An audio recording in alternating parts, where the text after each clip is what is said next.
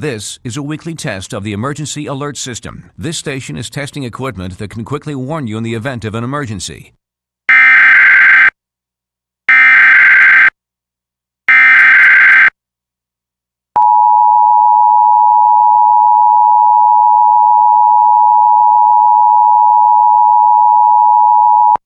A civil authority has issued required monthly tests for the following counties or areas: Grays Harbor, Pacific, Washington, at 9:50 p.m. on June 7th, 2022, effective until 12:50 am June 8th, 2022.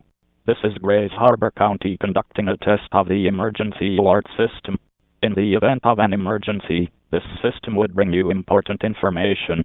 The following tones will conclude this test.